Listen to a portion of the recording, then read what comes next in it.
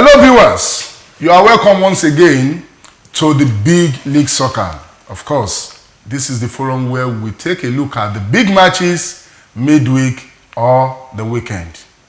My name is Kozim Elegbede. I'm your regular host. As usual, I'm joined by my panel of well-informed analysts. Starting from far right, Kayode Murari, you are welcome.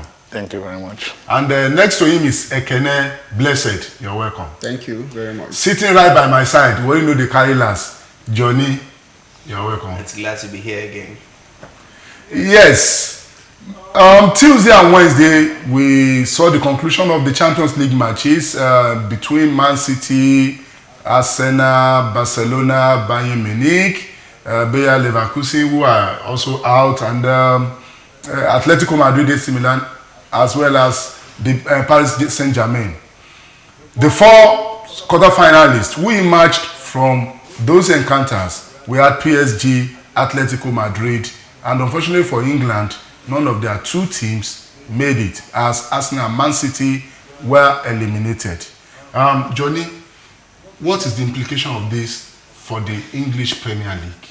This is a league that a couple of seasons ago was producing 3 semi-finalists. Now, they run the risk of not producing more than 1 quarter-finalist. Even the one you're even talking about is still dicey. Yes, because they got a 1-1 away draw. And it's not certain they could beat Gala at home. But does this have any implication?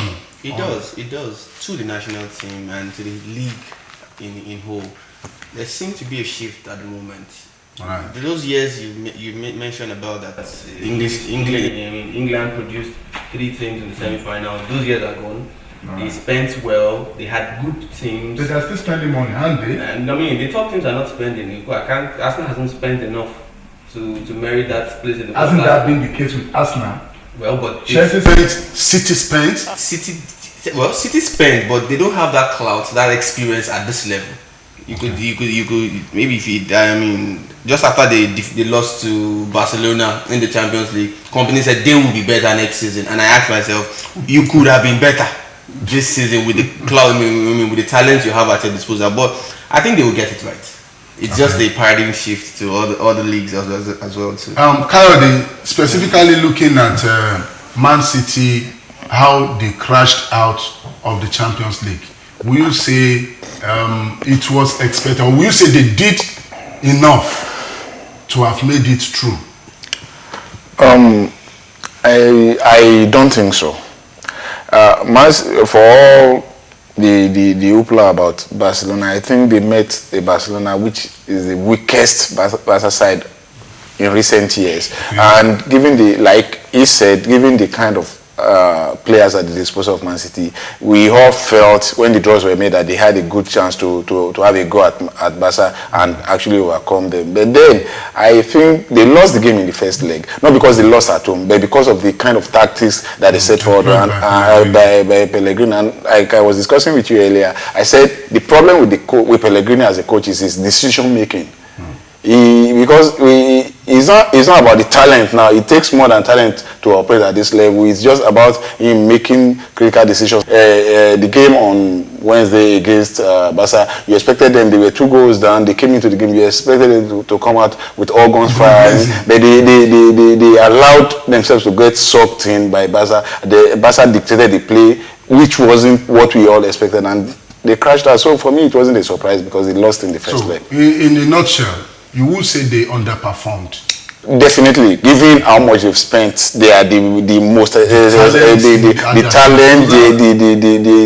kind of funds that were used in assembling the team. For me, winning the team was the minimum acceptable. Could we say City, with the kind of players they have, are about the 4th strongest club in Europe today, aside Bayern, Real Madrid, and Barcelona? Will it be right to say that? No, on the balance of play, if you're judging by how much each team has spent on and the quality of the players, and the quality, if you're talking about the quality of players and you take away what each team has won, right, I think they ought to be the best team. But the results they've gotten so far in Europe, but the results they've gotten so far is not showing that. So for me, I think I will even take a PSG ahead of them at the moment. Okay. So for me, they are in not terms of achievement and results that they've garnered over the course of the season. So for me, PSG is just slightly ahead of them. What Kayode said now is like tacitly putting the blame on Pellegrini, because if you have the tools to deliver and you fail to deliver, then you have to look at the handler of the tools. It's like personally, I feel City are one of his first strongest teams in Europe today, and as such, you expect them to at least make it to the semi-finals of the Champions League, but they didn't. Well, I like to think that Man City, they were just unlucky, you know. Really? Against Barcelona, they were unlucky. They lost. They were lucky to meet Barcelona or against Barcelona. They were unlucky against Barcelona. Okay, fine. They lost the match in the first leg. Right. Understand?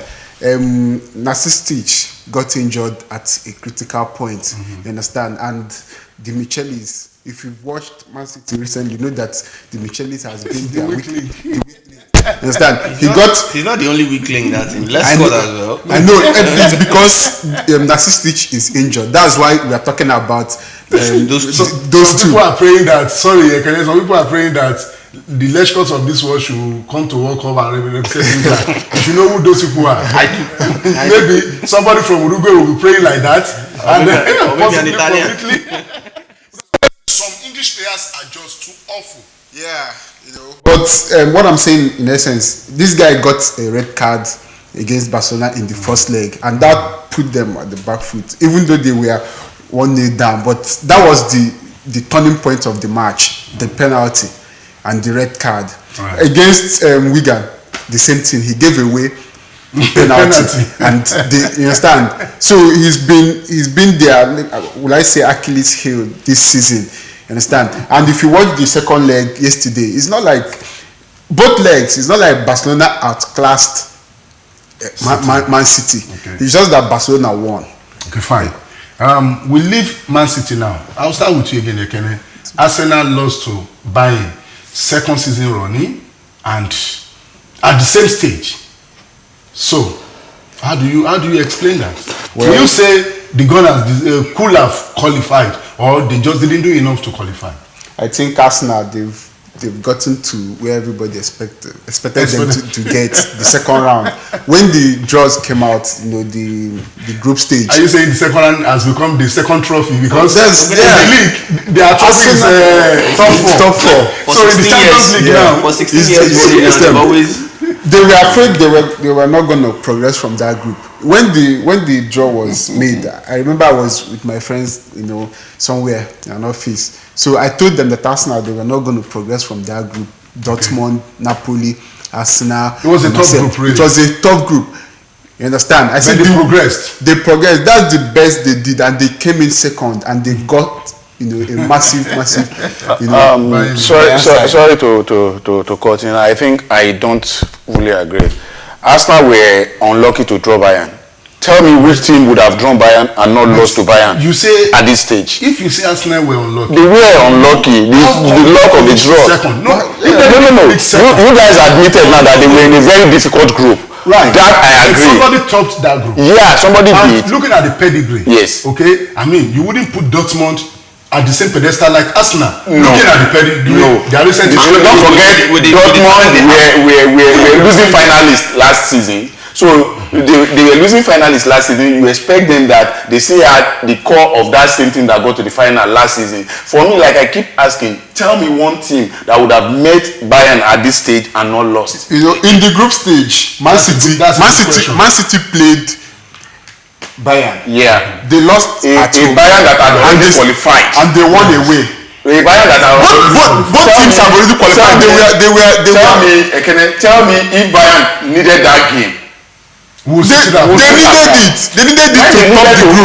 They were already top. Yeah, but if they had lost it, it was City who needed it to top the group. And looking at the lineup of Bayern, I mean, it was more or less a second string. Yeah, even City defeated the second team because Aguero was on the bench. Shows the depth of City if their second team. Which is why we're saying they underachieved. Well, viewers, it's obvious the English contingents of Man City and Arsenal are out of the Champions League, and this could in future have a very far-reaching effect on the chances of teams qualifying from England, in the sense that the UEFA coefficient is always calculated over time.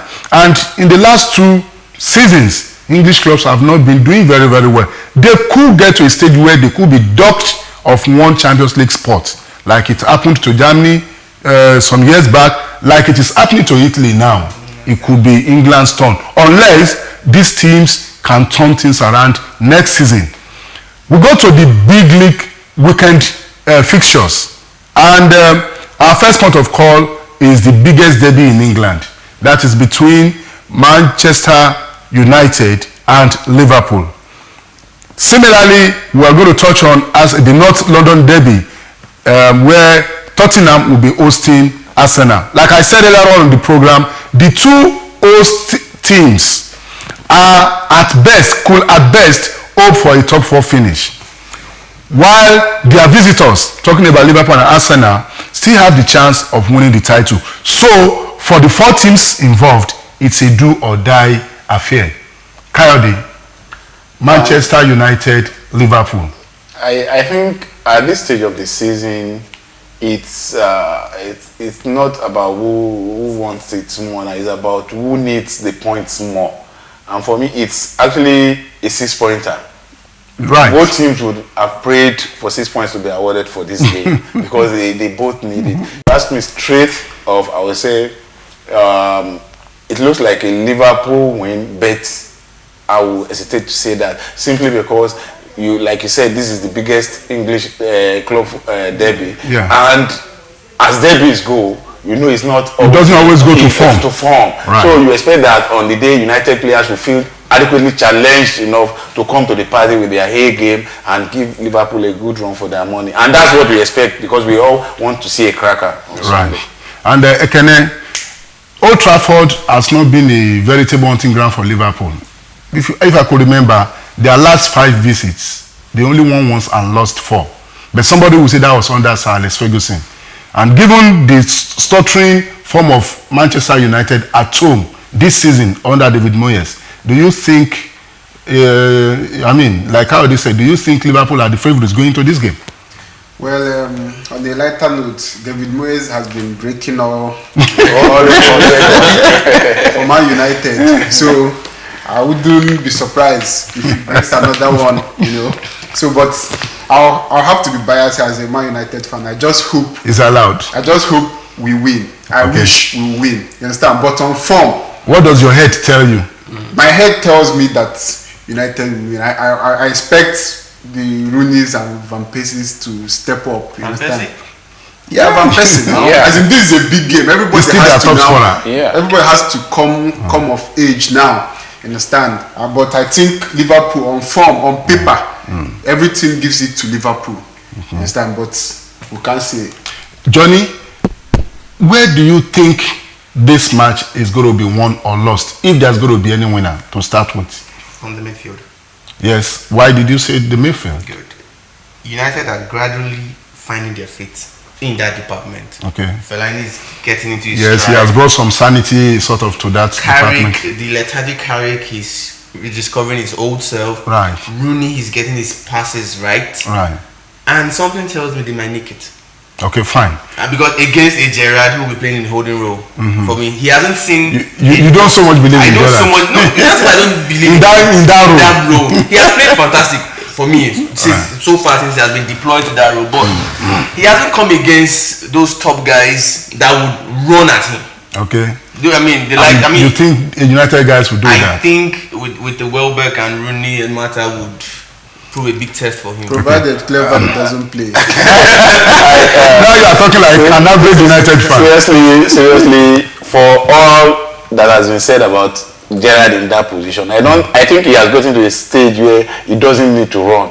Right. Gerrard allows the ball to do the running now. He should be playing like Pirlo. Yes, you see him playing all those 40-50 yard passes now, and that for me is the essence of why he has and Henderson ahead of him. He had players who can get into box to box. Yeah. So all he just needs to do is screen the central defense. Then for me, I was expecting him to say that's where the game will be won or lost. Okay. Because for all the attacking verve of Liverpool this season, their back line has just not been it. I was coming to that because United's last 3 league games, they didn't concede a goal. Yes. Which is positive for any team. And a Liverpool legend, Ian Rush, said he expected so much goals in this game, but ultimately the game will be won by a better defense. The defense that was able to stand up to scratch on the day. So, do you agree with that assessment in the first place? Definitely, that's where I was trying to build my point towards. As in, when you look at the Liverpool defense, now let me start with the Liverpool defense. It's a defense that has,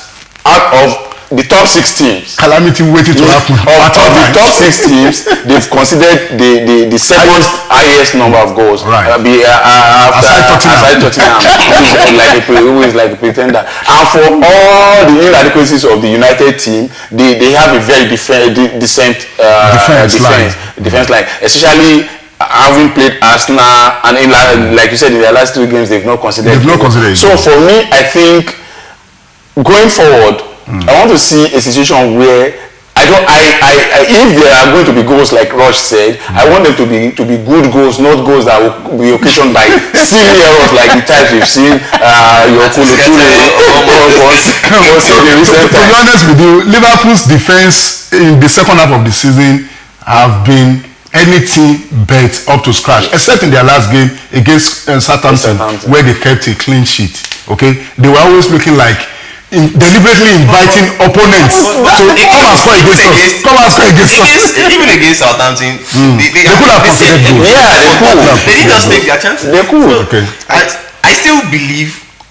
Well, he hasn't played the game. Let's see how Gerrard will fare against United. Now, which players do you think? Which players, looking at the 2 teams that that are likely to file out, which players do you think hold the key to the outcome of that game?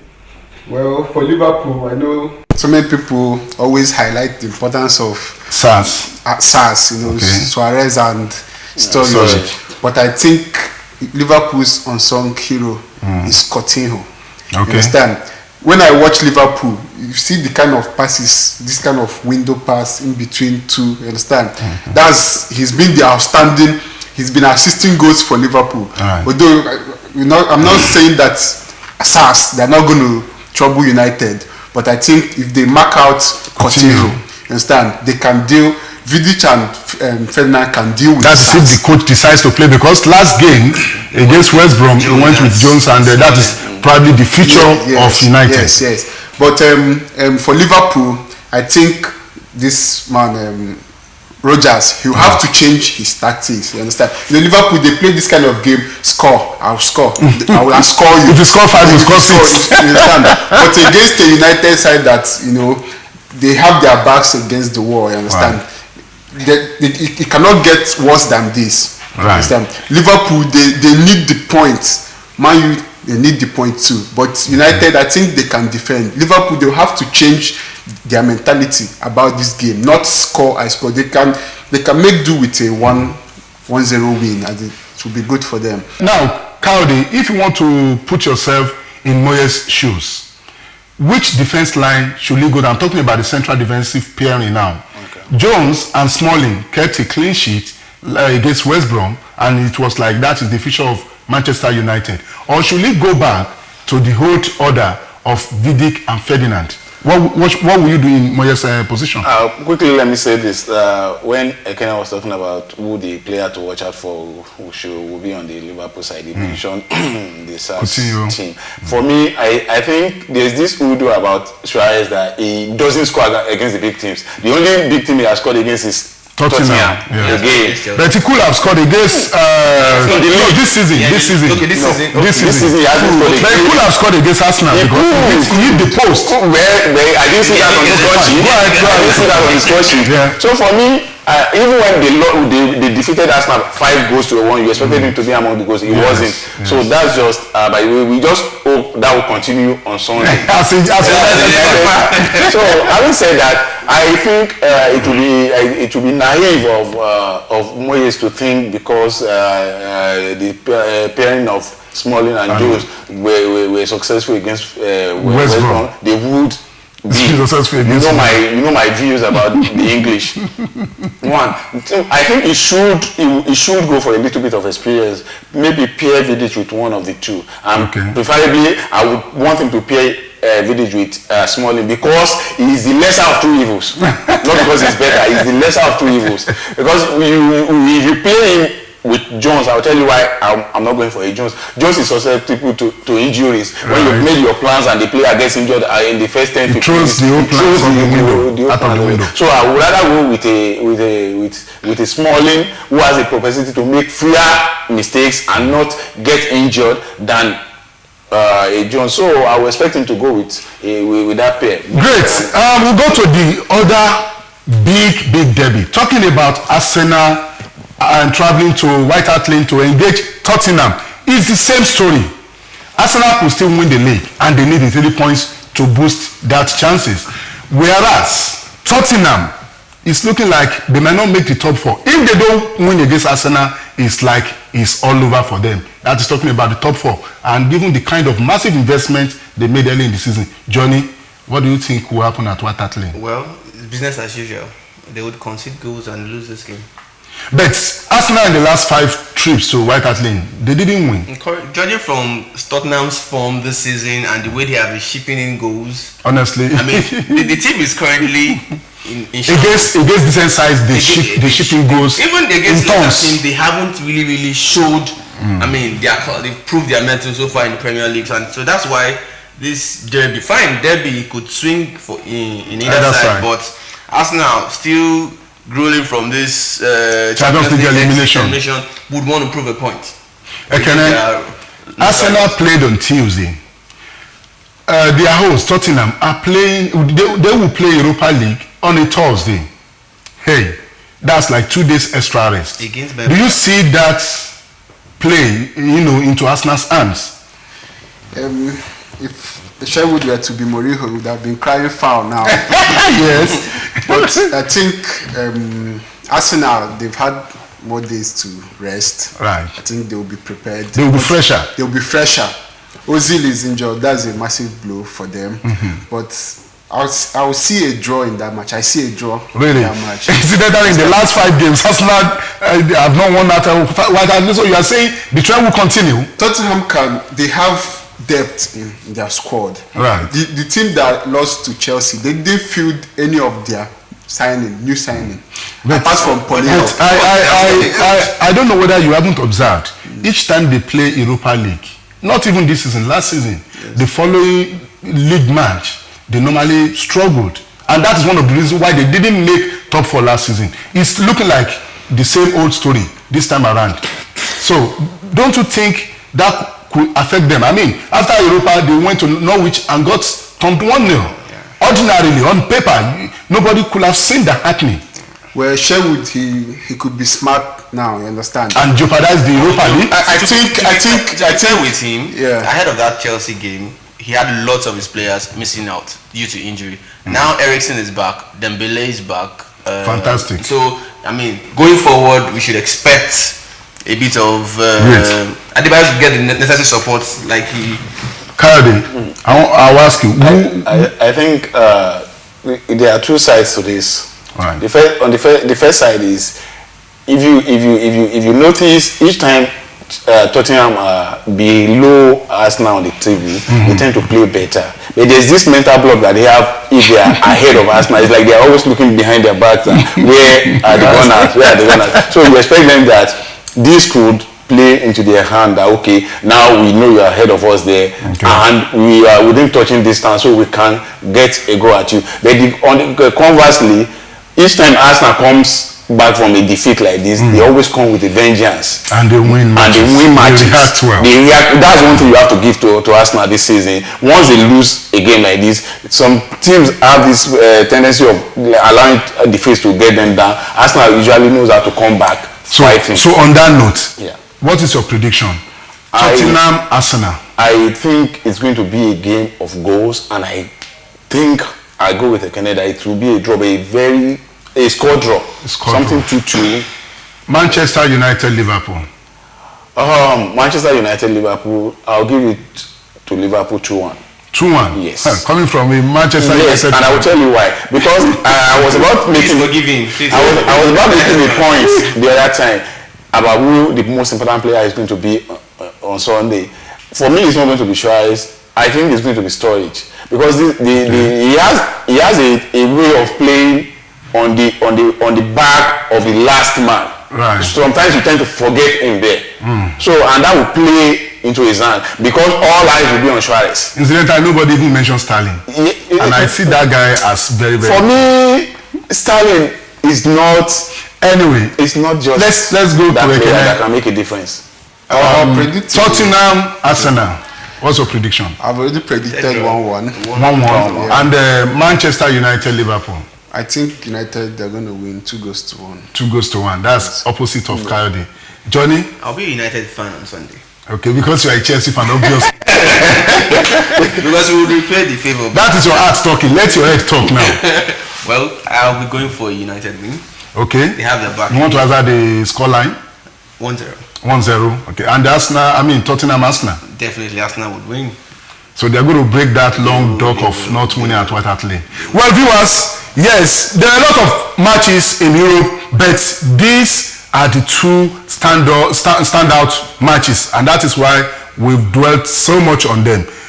You might not agree with us, but why not post your comments and rest assured that we're going to look at them. And don't forget, sign up.